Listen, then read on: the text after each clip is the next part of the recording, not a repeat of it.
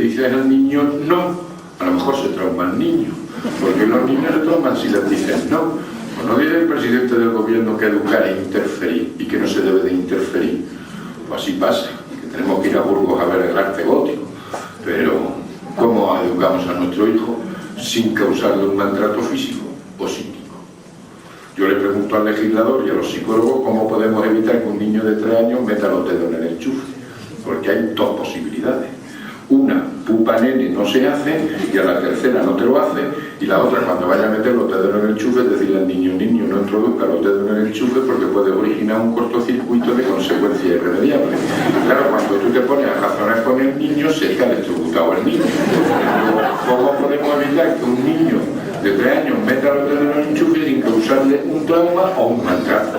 Y así están las cosas, que cada vez más complicado, porque cada vez esto de que no me toques que te denuncio, no me mires que te denuncio, no entres en mi cuarto que te denuncio, no me registres en mis cajones que te denuncio, no te metes en el disco duro de mi ordenador que te denuncio, no me escuches en mis conversaciones telefónicas que te denuncio. Y así están los padres, que no se aclaran. Pues yo con eso de que soy juez, pues más o menos sé por dónde van las leyes, pero ¿cuánta gente ignora por dónde van las leyes? Y yo siempre digo lo mismo, yo llevo felizmente casado con mi mujer 30 años, dentro de lo que la felicidad absoluta se entiende. Tengo un buen sueldo y bueno, era mejorable, ahora muy mejorable. No se me conoce ninguna drogadicción, salvo la nicotina y algún cubatilla que me gusta tomarme de vez en cuando. Tengo una buena situación social, cultural, y tengo problemas con mis 2 hijos, uno que acaba de hacer 25 y otra que ya, gracias a Dios, tiene 19 años. ¿Qué no problemas puede tener una persona que esté en peor situación económica, matrimonial, social, cultural? Todos los que tenemos hijos tenemos problemas, y todos los que tenemos hijos menores somos población de riesgo, porque es muy complicado esto de ser padre. Dicen que los hijos te dan muchas satisfacciones. Pues te paras a pensar,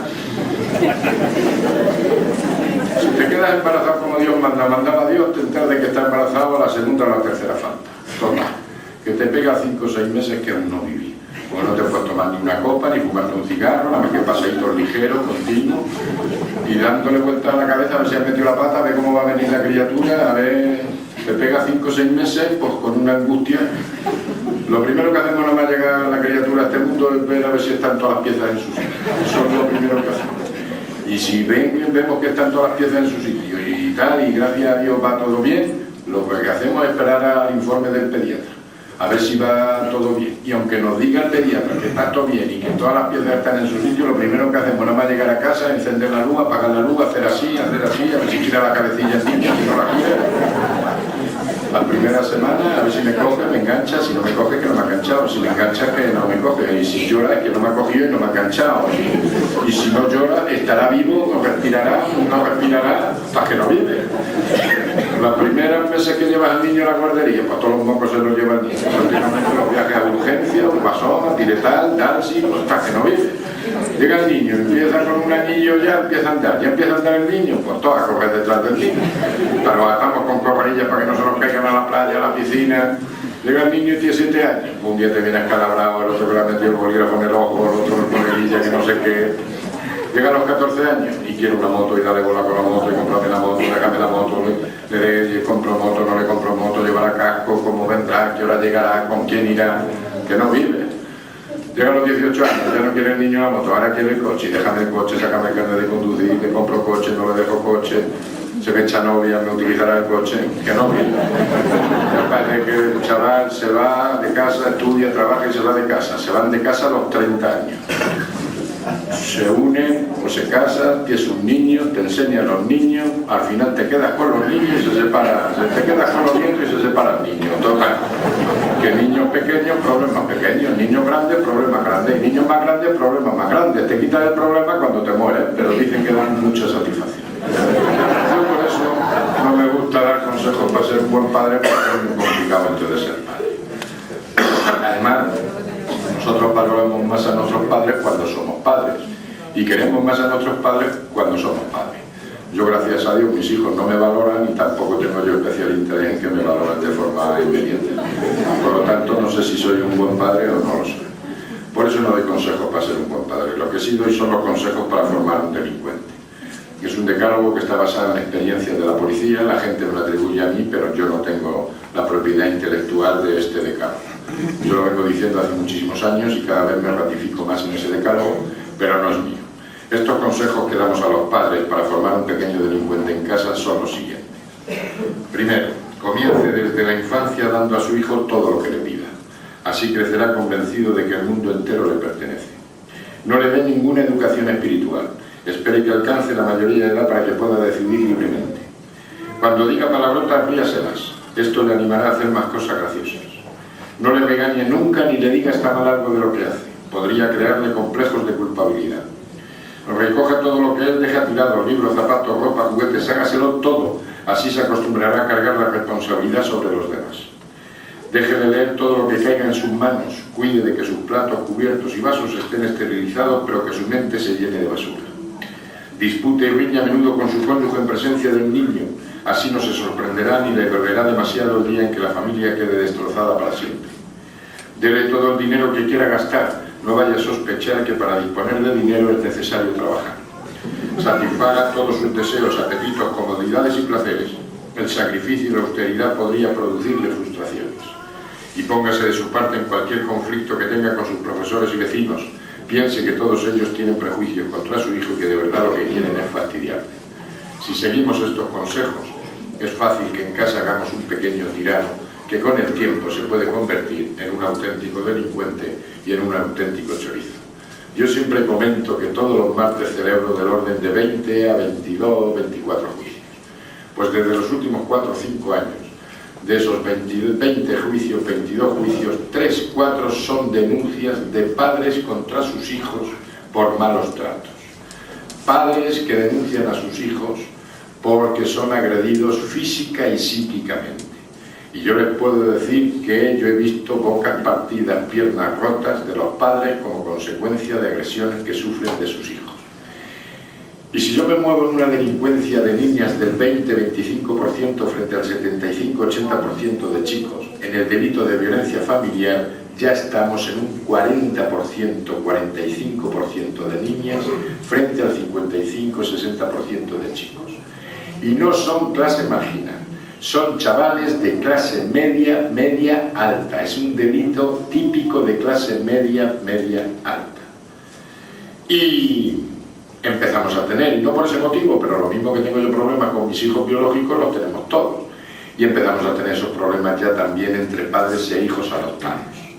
Y no porque sean adoptados, sino porque todos los padres tenemos problemas con nuestros hijos. Pero hay cierta especialidad con el tema de los hijos adoptados. Y me temo que ya vamos a empezar, y de hecho ya hemos empezado a tener esos mismos problemas, quizá con otra especialidad más, entre padres e hijos adoptados internacionalmente, con problemas de distintas razas, distintos orígenes, distintas culturas que nos pueden plantear serios problemas y que habrá que preparar profesionales para que ayuden a esos padres y a esos hijos a superar esa etapa de la adolescencia. ¿Qué es lo que ha pasado? Entre otras cosas, lo que ha pasado es que no ha interesado transmitir el otro artículo que está en vigor. Aquí solamente hablamos de derechos y no ha interesado transmitir el otro artículo que está en vigor. Y el otro artículo que está en vigor es el artículo 155 del Código Civil, que dice: los hijos deben obedecer a sus padres mientras permanezcan bajo su potestad y respetarles siempre. Y segundo, contribuir equitativamente según sus posibilidades al levantamiento de las cargas de la familia mientras convivan con ella. Luego, los menores no solamente tienen derechos, tienen muchos derechos. Y si tienen derechos desde antes de nacer, también tienen deberes. Y tienen deberes desde el mismo momento en que nacen. Y hay que informarles de sus deberes y exigirles sus deberes. Y no son deberes morales, que son deberes morales, pero también son deberes legales. Y el principal deber que tiene la familia es la de obedecer a sus padres mientras permanezcan bajo su potestad y respetarles siempre. Y contribuir con las cargas familiares. Y cuando hablamos de contribuir equitativamente con las cargas familiares, no nos estamos refiriendo solo y exclusivamente a la cuestión económica, sino en definitiva cumplir con sus obligaciones, a estudiar, a echar una mano en casa, a respetar a sus hermanos, a cuidar a sus padres, en definitiva lo que es echar una mano en la vida diaria de una familia. Pero no ha interesado transmitir que los niños tienen deberes. Yo siempre comento que los niños no son los reyes de la casa. Son un elemento fundamental en una familia, pero no son los reyes de la casa. Tienen derechos y tienen deberes, y hay que exigirle también los deberes. Pero no ha interesado transmitirle a los niños que tienen deberes. Pobrecitos que no pasen lo que nosotros hemos pasado. Pobrecitos, pobrecitos, pobrecitos. Y nada más que les hemos hablado de derechos y no de deberes. Los menores son menores, pero no son tontos. Lo que han hecho ha sido abuso de sus derechos y dejadez de sus deberes, porque nos da miedo transmitir la idea de que tienen deberes. Siempre que un menor llega al juzgado algo pasa en la familia. Pero ¿en qué familia no pasa nada? Llegamos al segundo escalón y ya ha pasado, y llegamos a la escuela y ha pasado exactamente lo mismo. Hemos pasado de la escuela preconstitucional a la escuela postconstitucional. Hemos pasado de la escuela todos en pie, recién la fila, en nuestras cuadras, van palmeta, mano extendida, que llega don José. Y ya ni llega don José, ni llega José, ni llega Pepe, ya llega hasta Pepillo. Porque somos todos colegas y somos todos iguales. Y como somos todos colegas y somos todos iguales, pues quitamos la tarima, porque somos todos colegas. Pues no, señor. Lo mismo que yo no soy amigo de mis hijos, el profesor tampoco es colega del alumno. Y hablo de profesor porque ya parece que quedan pocos maestros. Porque tú dices, ¿tú eres maestro? No, no, yo soy profesor de conocimiento del medio, que queda como más científico. Yo, maestro no, yo soy profesor de conocimiento del medio. Y doy clase de 1 hora que dura 45 minutos. Y doy clase al que tiene interés, porque el que no tiene interés, y así nos va la cosa. Y encima los padres hemos invertido la carga de la prueba. Pues yo me acuerdo cuando era pequeño, llegaba a casa, me ha pegado el maestro. Automáticamente tu padre te daba, toma, algo habrá hecho. Ahora no, ahora llegan los padres, llega el niño que me han expulsado de clase. Automáticamente cogen los padres de la mano del niño y van en busca y captura del profesor que ha tenido la osadía de expulsar al niño de clase. Y así nos va. Que les hemos quitado autoridad, respeto y de todo. Y ahí tenemos que convencer a nuestros hijos. Y nunca tendremos que discutir con los profesores, pero nunca en presencia de los niños. Porque lo mismo que los niños juegan con papá y con mamá, juegan con los profesores y con los padres. Entonces nosotros debemos de discutir con los profesores, pero nunca en presencia del niño. Y desde luego, en principio, salvo prueba en contrario, el profesor es el que tiene la razón. Pero no, y los hemos desautorizado. Y encima estamos dando lugar a que digan normas y dicten normas de que el profesor tiene que ser una autoridad. Si no hace falta dictar tantas normas. En este país nos sobran la mitad de las leyes, lo que hace falta es cumplir las leyes que tenemos. Porque la justicia también ha tenido complejos de joven democracia. Y nos ha dado miedo aplicar los artículos que están también en vigor, que son el artículo 24 del Código Penal y el artículo 550. El artículo 24 del Código Penal define lo que es funcionario público a efectos penales. Y funcionario público a efectos penales es toda aquella persona que por nombramiento de autoridad competente o por ministerio de la ley desempeña funciones públicas. Luego un profesor, un médico, un enfermero, un alcalde, un policía, un concejal, hasta el barrendero municipal, en su condición de funcionario, tiene la consideración de funcionario público. Estoy hablando de funcionario a efectos penales. Y cuando una persona intimida, agrede a un funcionario público en el desempeño de sus funciones o con ocasión de ella, está cometiendo un delito de atentado y hay que castigarlo como tal. ¿Cuál ha sido el complejo que ha tenido la justicia? Pues que hemos condenado a ese funcionario público cuando ha cometido el delito. Pero cuando ese funcionario público es víctima de un delito, como en su condición de funcionario público, no le hemos dado la protección jurídica que le corresponde, porque aquí somos todos iguales, pero unos más que otros, pero nos ha dado miedo aplicarle esa protección. Luego, cuando unos padres o unos profesores, unos alumnos, agreden a un profesor en mitad como consecuencia de su profesión, están cometiendo un delito de atentado y hay que castigarles como tal. Yo he condenado a chavales por agredir a un profesor en mitad de una clase. Unos a 1 año de libertad vigilada, 2 años, otros a 200 horas a servir comedores de paralíticos cerebrales, y a los padres a indemnizar a ese profesor. ¿Qué es eso de que un niño agreda a un profesor en mitad de una clase? El principio de autoridad. Nos ha dado miedo hablar del principio de autoridad. ¿Aquí somos todos iguales? Pues no. Yo no soy amigo de mis hijos, yo soy su padre y tengo una autoridad. Y el profesor no es amigo de los alumnos, es su profesor. Y tiene su autoridad. Pero nos ha dado miedo hablar del principio de autoridad, cuando el principio de autoridad es un principio fundamental en un Estado democrático y de derecho. Pero lo mismo que hay que exigirle y hay que dotarles de esa autoridad, hay que exigirles que cumplan con la ley. Y la ley de protección jurídica del menor en materia de escuela es clara.